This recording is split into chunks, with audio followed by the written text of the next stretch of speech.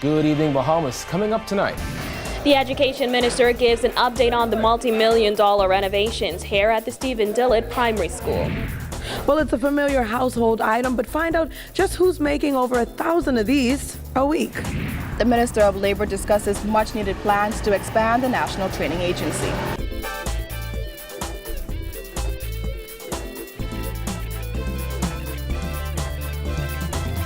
Our news is brought to you by Alive, the nation's newest and best LTE network. Good to be alive. Welcome to our news and thanks for joining us. I'm Kyle Joaquin. Topping news tonight, the Bahamas Electrical Workers Union is threatening industrial action following the firing of 3 employees of Bahamas Power and Light today. The termination comes on the heels of a forensic audit conducted at the company.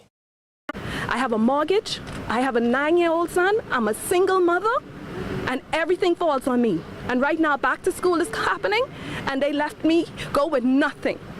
Katanya Neely, a single mother of 1, struggles to hold it together while speaking with our news outside her former workplace.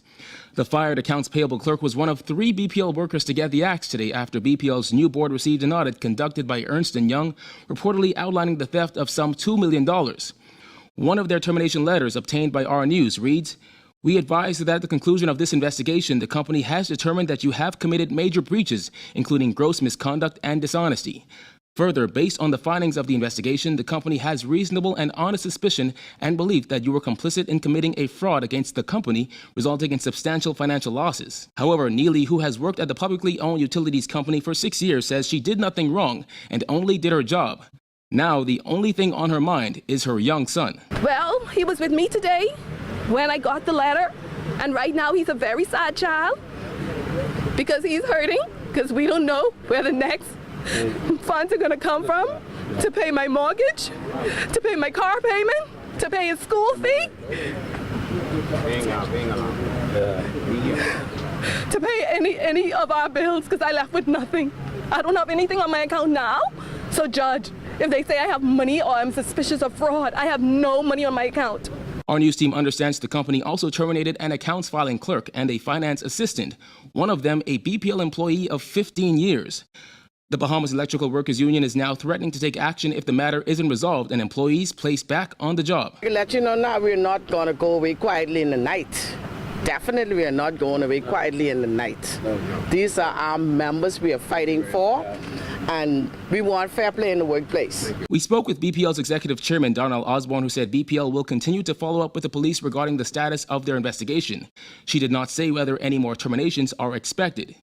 Union officials believe those in higher positions should also be held accountable. They're also concerned about the wording of those termination letters. The letter that they gave them, tell them they're, what it is? Suspicious. How the hell you could fire someone under suspicion? That means they don't have no evidence. That's right. They don't have any evidence. You can't suspect me of killing your dog. You got to come to court with proof. When we spoke with Bodie, BPL's board had not yet met with the union. She said the union wants an explanation and their members back on the job. Like I said, we got to be moving forward, and before we go forward, we need to know how everybody thinking. Right. If what they, we got to know what is what, and what is going to work for us, and what is not going to work for us. So I'm going to speak to them. I wouldn't, say I wouldn't speak to them. I plan on speaking to them. The Prime Minister and Minister of Education led nearly a dozen education officials and executives of the Bahamas Union of Teachers on a tour of Stephen Dillard Primary School this afternoon. The school is undergoing a major overhaul to the tune of $4 million, which could result in students returning to the classroom 1 week behind schedule. Jasmine Brown reports. Lloyd admits there is a rush to finish those major renovations before students and teachers return to the classrooms next month. Work at the school's aging campus on Wolf Road was in full swing as the Prime Minister and his delegation arrived just before noon and were taken on a tour of the entire building. Education Minister Jeff Lloyd says the construction team has been working around the clock to finish in 4 months, a job that would usually take 7 months to complete. I would estimate about 75%, maybe 80%. According to the education minister, the scope of works included expanding the student lunch area, rebuilding bathrooms, and creating new bathroom spaces.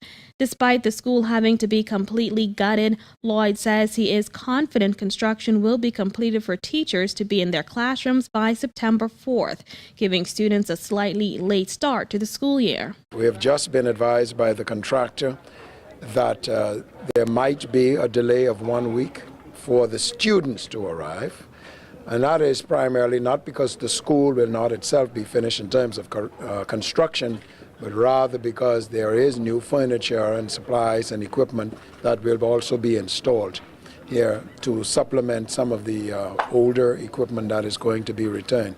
As for repairs at other government schools across the country, Lloyd says they are going well with no major issues to report. BUT President Belinda Wilson, who was also on today's tour, says the union will be keeping a close eye on what's going on at schools across the country. She commended the work at Stephen Dillette, but says there are other schools that also need an overhaul. I am so happy that Stephen Dillette, one of the schools that we have been, and you all know, perennial problems. Every year, you can guarantee that this would be one of the schools that we're going to come to with issues. And so now they have the contained classrooms. That's definitely a plus. And we look forward to Uriah McPhee Primary School having the same renovations, we hope, in the near future. Reporting for our news, I'm Jasmine Brown. Thanks, Jasmine. Well, the Salvation Army has made quite a name for itself producing mops to be sold locally with the help of blind workers. But have you ever wondered just how they do it? Our News' April Sands takes a look. Well, we took a tour today of what some may know as the Salvation Army, but what some may not know is it's actually $1 million factory run by some of the more unexpected kinds of people. Located on Mackey Street, the Salvation Army caters to just about everyone in need, from its after-school programs and computer lab to its thrift store and mop factory. The factory, which mops up an estimated $200,000 a year in sales, is largely ran by visually impaired workers.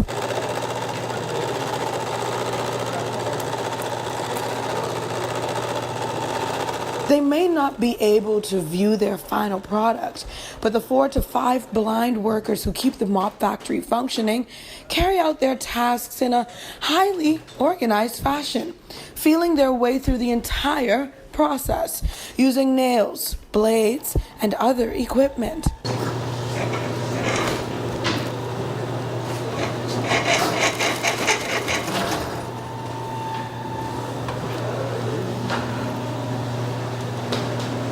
They work 3 days a week, cutting hundreds of mop strings at just the right length and attaching the mop head to the handle.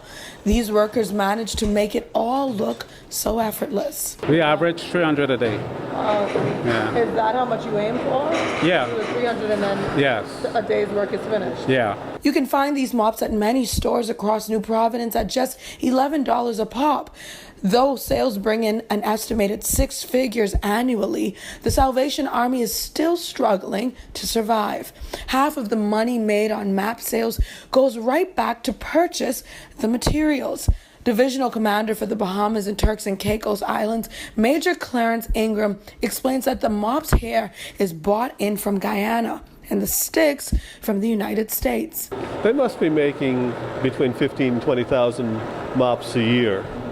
And they just are very good at what they do. If you go to a grocery store, you'll find them in the grocery stores. You'll find them in the hotels and the resorts. And we also sell them, of course, at the thrift store.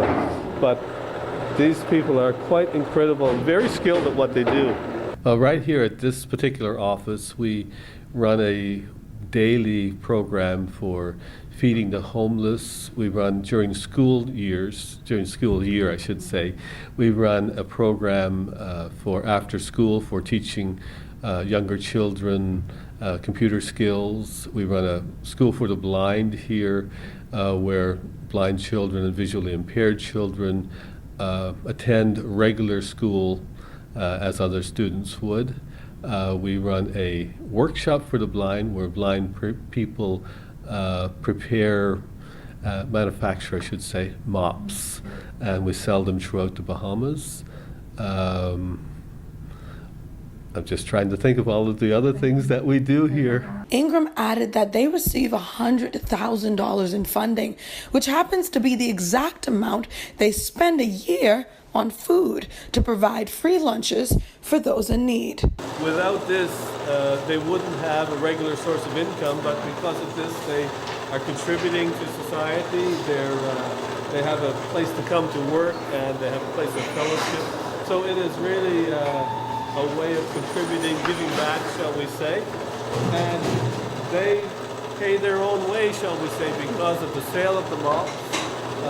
They entirely support themselves. Reporting for our news, I'm April Sands.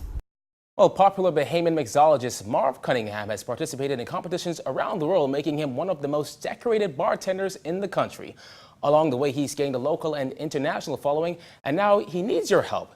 He recently visited our studio where he taught our Jasmine Brown how to make one of his signature cocktails. A Bahamian mixologist is looking to make waves internationally, and your vote counts. Meet Marv Cunningham, better known as Marvelous Marv. Chances are you've seen him or tasted one of his signature cocktails at the hottest club in town. He's made his name by winning mixology competitions around the world, and he's entered yet another. It's a social media challenge. It's to be crowned the 2017 Stoli Schneier Cocktail Master. And the only way for me to get that crown is to have as much likes on my video. Yes, that's right. He needs likes on his video posted on the Stoli Caribbean Facebook page. You can get to the page directly in your Facebook search bar. Just type in Stoli Caribbean. And they have 8 videos there with 8 different mixologists from 8 Caribbean countries. So just look for Marv Cunningham Bahamas and click like. That equates to a vote. Well, Marv decided to show our news team why he deserves those votes by whipping up his signature Moscow Mule. So I'm just changing the dynamics by adding a chocolate essence to the Moscow Mule, which is pretty much by far a favorite of many.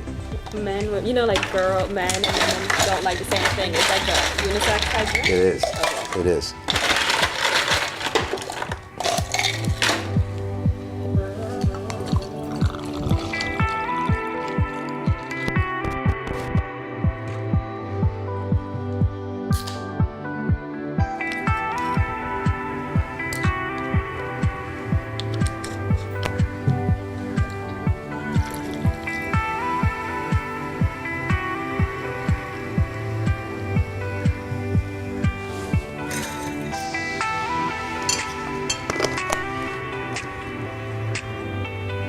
Got the whole thing but a Moscow Mule it.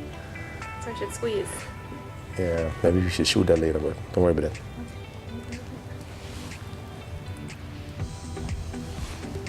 It was my first time, so. It's your first time with Moscow Mule?